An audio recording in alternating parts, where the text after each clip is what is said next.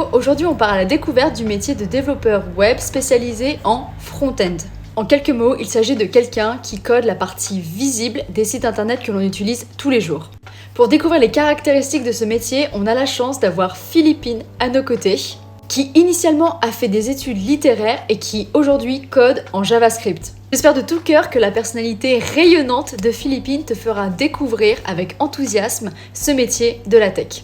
Si tu as évidemment des recos de métiers que tu souhaites découvrir en lien avec les sciences et la tech, on se retrouve en commentaire et n'hésite pas à t'abonner sur mes différentes plateformes pour voir les prochaines vidéos. Merci! Allez, c'est parti! Pourquoi le développement web ? Il faut savoir que moi j'ai une grande passion pour le voyage et donc j'avais besoin d'un métier qui me permette d'avoir une grande liberté, qui me permette de pouvoir voyager tout en travaillant. Donc j'ai fait des recherches et parmi la liste des métiers possibles, il y avait le métier de web développeur. Donc je me suis dit pourquoi pas devenir développeuse web. C'est fou de savoir que tu as choisi ton métier en fonction de ta passion, en l'occurrence le voyage. Et ce que je trouve intéressant, c'est que ta façon de penser, elle correspond vraiment à notre génération qui ne se projette pas du tout dans une même boîte pour les 30 prochaines années, qui, même pour certains, comme toi, se projettent pour travailler, mais en étant très libre, pas enchaîné ni dans un pays, ni dans une boîte, rien de tout ça. Vraiment ce besoin de liberté qui est hyper important pour moi. Donc pour recontextualiser, initialement tu donnais des cours de français à des élèves internationaux et tu t'es rendu compte que ça ne te permettait pas d'en vivre convenablement, même si tu faisais 35 heures par semaine. Et c'est comme ça, et c'est une des raisons pour laquelle tu as décidé de te diriger vers le développement web. Le salaire. Le salaire était pour toi un point important dans ta prise de décision. Pour être très honnête, oui. Ça a beaucoup joué dans la balance. Bon, en toute franchise, ça me choque pas du tout. c'est tout à fait compréhensible. En gros, par semaine, je donnais 35 heures de cours particuliers, ce qui est énorme parce qu'il y a de la préparation de cours à côté. Et en fait, après ces 35 heures, je me rendais compte que je ne pouvais pas développer mon activité et développer le fait de pouvoir augmenter mon salaire. Et justement, pour que ça reste concret, est-ce que tu peux nous donner une idée des tarifs que tu avais quand tu donnais des cours et de ceux auxquels tu peux aspirer en tant que web développeur? Une heure de cours particulier, on est plutôt sur du 20 euros, ce qui est assez bas. Et par contre, un taux journalier pour un freelance en développement informatique, il peut aller de 300 euros minimum, je dirais, à du 1000 euros taux journalier, vraiment par jour.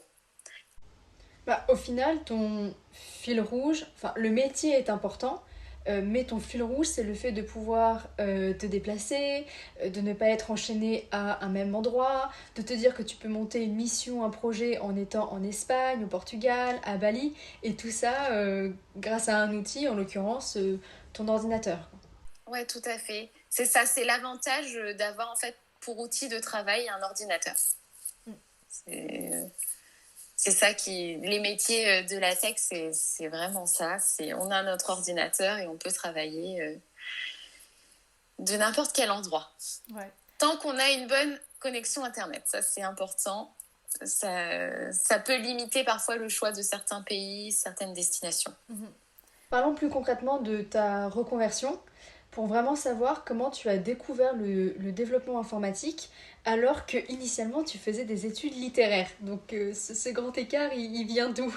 Oui, alors en fait, ce qui s'est passé, c'est que pendant mon master, alors en langue étrangère appliquée, donc rien à voir avec les sciences, j'avais des cours d'informatique. Et j'avais un professeur qui nous a fait une initiation au développement informatique. Et à ce moment-là, je me suis dit, ah, mais c'est sympa, c'est hyper satisfaisant d'écrire des lignes de code et de voir un résultat visuel. Bien sûr, à ce moment-là, c'était vraiment pas poussé, hein. C'était plutôt de l'intégration web, c'est-à-dire on fait des pages statiques uniquement visuelles. Okay. Donc c'est à ce moment-là, en fait, que j'ai découvert le développement informatique, mais je ne me suis pas dit, je ferai ça. ce sera mon métier. À ce moment-là, non. Je me suis dit, c'est sympa. Et ensuite, finalement, quand j'ai revu cette liste des métiers qui permettent de voyager et que j'ai vu le développement web, j'ai repensé à ce moment à l'université où je me suis dit « Ah, mais finalement, c'était sympa. Pourquoi pas reprendre ça et développer justement pour pouvoir en faire un métier ?» Donc au final, ça a été un choix hyper pragmatique de ta part. Tu t'es dit, je veux bosser et voyager en même temps. Qu'est-ce que je peux faire et qu'est-ce qui me permet d'avoir une bonne rémunération? Tu t'es souvenu que le développement web, c'était quelque chose auquel tu avais été initié et que tu avais bien aimé. Et à partir de là, quelle a été ta prochaine étape? Est-ce que tu t'es auto-formé? Est-ce que tu es autodidacte sur le sujet? Est-ce que tu as suivi une formation? Comment t'as procédé? Donc, j'ai commencé en autodidacte. J'ai repris les bases, donc vraiment HTML, CSS, JavaScript. Et je me suis quand même dit, pour avancer un petit peu plus rapidement, ce serait bien de faire une formation. Et j'ai cherché une alternance pour ce faire. Okay. Et j'ai eu la chance de trouver une alternance malgré le fait que je sois complètement débutante, parce que c'est difficile de trouver une alternance malgré tout dans ce domaine, parce que quand on regarde les annonces, ils demandent déjà beaucoup de prérequis assez poussés que je n'avais pas.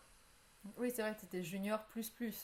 Ah oui, complètement. Là, j'avais mon petit bagage j'ai des bases en HTML, CSS, JavaScript. Voilà, c'est tout ce que je peux vous proposer.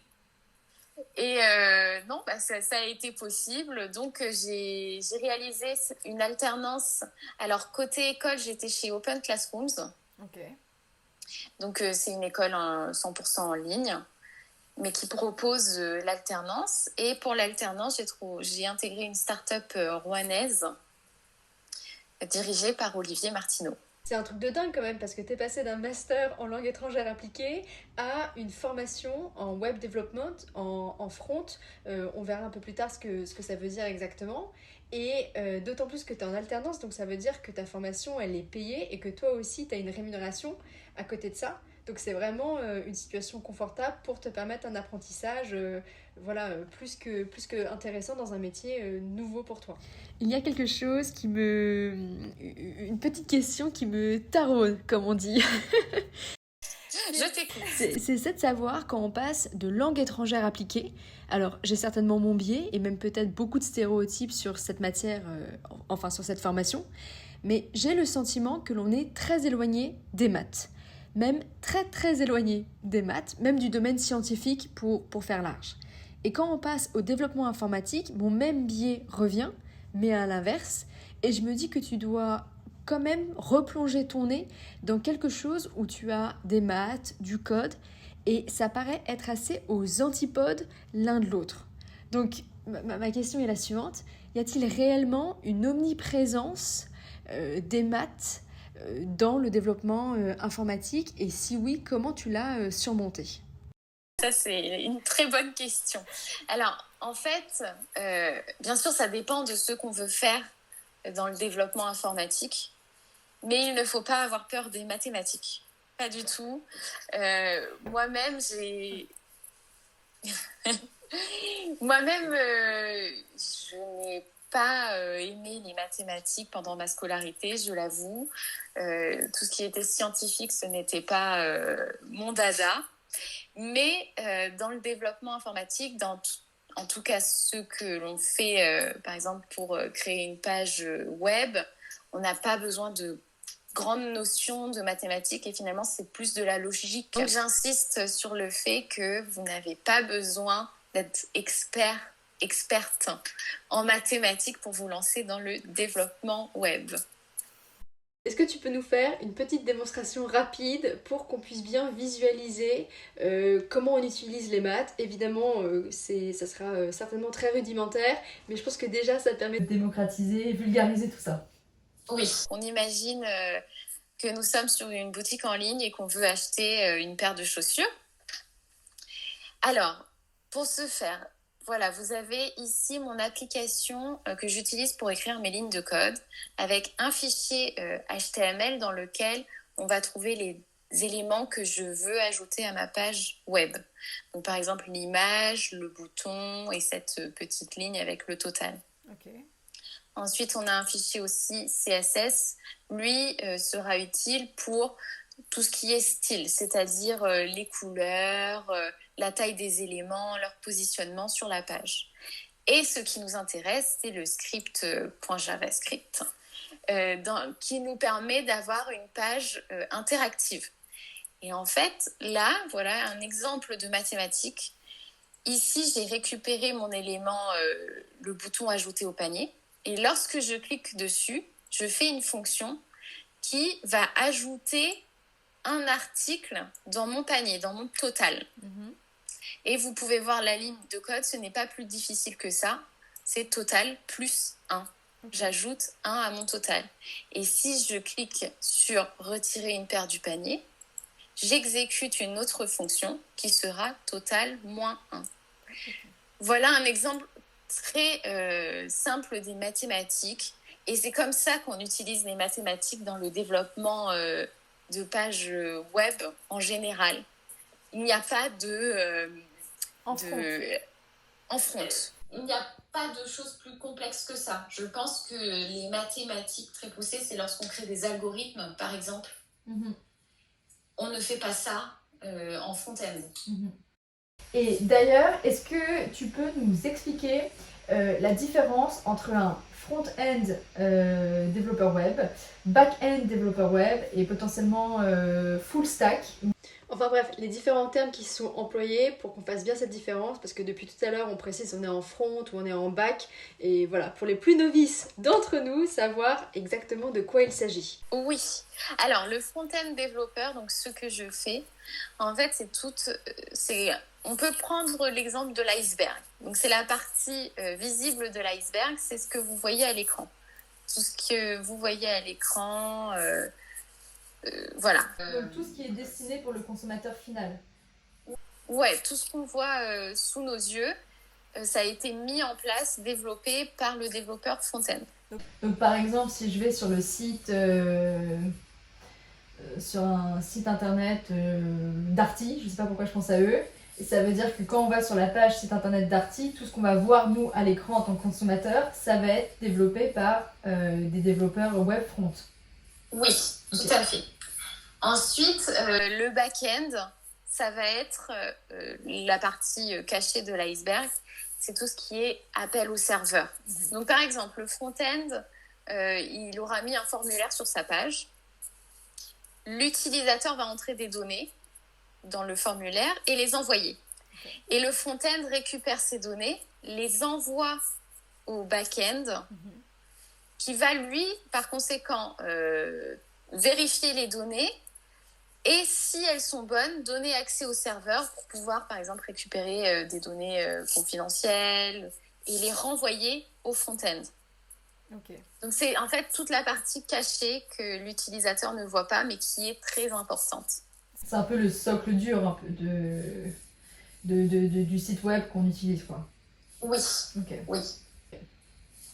Et ensuite, le full stack développeur, c'est un développeur qui fait ces deux choses, qui maîtrise le front-end et le back-end.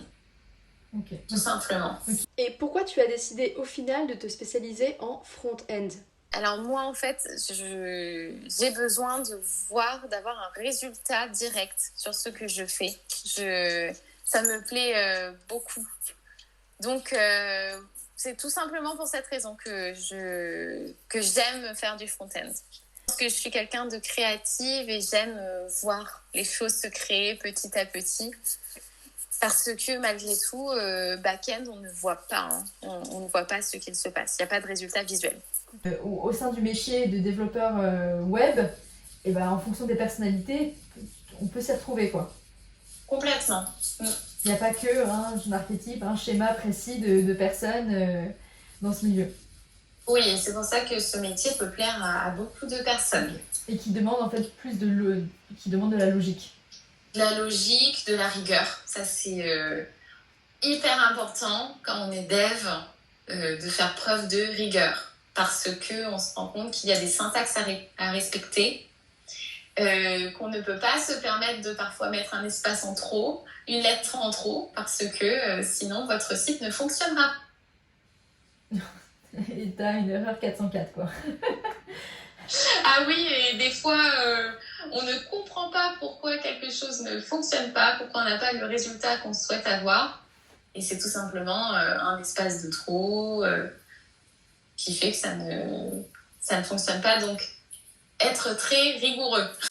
Donc ça, c'est une des qualités qu'un développeur ou développeuse doit absolument avoir. Est-ce que tu en aurais d'autres à citer? Oui, alors, être créatif. Parce que on crée des choses avant tout, hein. On écrit des lignes pour avoir un résultat. Alors là, je parle plus sur la partie front-end, c'est vrai, parce que moi, je me suis spécialisée dans le front-end développement. Mais donc, être créatif, être patient, parce que, comme je le dis, parfois, on peut s'arracher les cheveux sans comprendre pourquoi quelque chose ne fonctionne pas. Donc, c'est beaucoup de patience, de recherche. Et ça, ce sont vraiment... Ah oui, et aussi, une autre qualité que doit avoir un développeur, c'est se tenir informé toujours des nouveautés dans les langages, des mises à jour dans les langages. Donc, la qualité de vraiment faire de la veille technologique. Ok. Donc, c'est quand tu parles de veille technologique, c'est-à-dire être de regarder ce qui se crée de nouveau, de regarder comment une langue évolue, enfin un langage informatique évolue. Oui. Ok. Oui. Donc il y a un côté un peu autodidacte, ça veut dire que tu te formes continuellement, un peu tout seul, ou alors tu te diriges vers quelqu'un, mais tu dois toujours être conscient que tu dois te former non-stop. Oui, et ça c'est quelque chose dans le métier de développeur informatique qui est nécessaire, parce que les choses deviennent vite obsolètes. Donc c'est ça, quand on devient développeur web, on a conscience, on apprendra à vie des choses. C'est intéressant d'entendre ça, ça veut dire aussi que c'est un métier où t'es pas du tout, c'est pas redondant, enfin pas tant que ça au final, parce que c'est en constante évolution. Tout à fait, oui, on ne s'ennuie pas. Bon, formidable, on est ravis de l'apprendre. Aujourd'hui, comme tu es dans un métier quand même relativement nouveau, pour toi, que tu es encore en apprentissage, enfin, quoique tu seras toujours en apprentissage sur ce métier, est-ce que tu es confronté au syndrome de l'imposteur? Est-ce que tu as un manque de confiance en soi? Est-ce que tu perçois des signaux d'autocensure? Non, ben bien sûr. En fait, parfois j'ai ce syndrome de l'imposteur en mode oh bah mince, est-ce que ce que je fais a du sens? Est-ce que c'est utile? Bien sûr, mais en fait, j'ai vraiment de la chance et que je suis très bien entourée. Pendant ma formation chez Open Classrooms, j'avais un mentor qui était là chaque semaine pour me conseiller, m'aider. Et en fait, à chaque fois, il me montrait que ce que je faisais avait du sens. Donc ça, c'était hyper rassurant. Pareil, dans la start-up Churn Hero, Olivier était génial, il m'encourageait, il me montrait que ce que je faisais, c'était hyper utile finalement. Bien sûr, il y a des moments où je me dis est-ce que ce que je fais c'est bien? Mais en fait, rapidement, j'ai des retours parce que je partage ce que je fais. C'est important aussi dans le développement de ne pas rester enfermé, de montrer son code. Tu crées quelque chose de tes mains, évidemment tu passes par des touches, mais tu crées quelque chose de tes mains d'une certaine façon. Oui. C'est logique. Tout à fait, oui. Avec mon empreinte. J'espère que cet épisode t'a permis de découvrir concrètement ce que représente ce métier, de potentiellement aussi lever certains freins ou doutes que tu aurais pu avoir, comme l'utilisation des maths par exemple, ce qui était mon cas. Et surtout de te motiver à te lancer dans la tech si c'est quelque chose qui pourrait te passionner. On se retrouve très vite pour un nouvel épisode avec Philippine où cette fois-ci on abordera les enjeux du manque de femmes dans les milieux scientifiques et tech, les enjeux autour du syndrome de l'imposteur et autres thématiques importantes à découvrir. À très vite et évidemment abonne-toi pour ne pas louper la suite et notamment de nouvelles journées avec qui arrivent. Merci!